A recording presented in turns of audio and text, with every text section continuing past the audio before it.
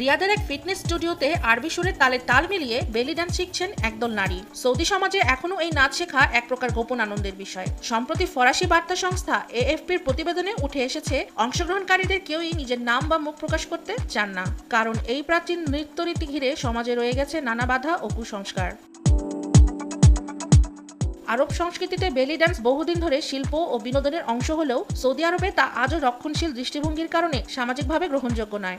এক অংশগ্রহণকারী জানান, সমাজে এই নাচকে যৌন আবেদনময় হিসেবে দেখা হয়, তাই পরিবারের পুরুষ সদস্যরা নারীদের এমন কর্মকাণ্ডে জড়িত হতে দিতে চান না। অংশগ্রহণকারীরা বলেন, পরিবারের মর্যাদার কথা ভেবে তারা পরিচয় গোপন রাখেন। প্রধান উদ্বেগ থাকে নাচের ছবি বা ভিডিও বাইরে ছড়িয়ে না পড়া, তাই ফোন ব্যবহারে কঠোর নজরদারি থাকে। দুজন শিক্ষক এই ক্লাস পরিচালনা করেন, তারা নিজেদের ড্যান্সার নয় বরং কোচ হিসাবেই পরিচয় দেন। উনি নামের পরিচিত এক প্রশিক্ষক বলেন, আমরা নাচকে খেলাধুলার রূপ দিয়েছি, আনন্দ ও শালীনতা দুটি এখানে সমানভাবে বজায় রাখা হয়। অন্য শিক্ষক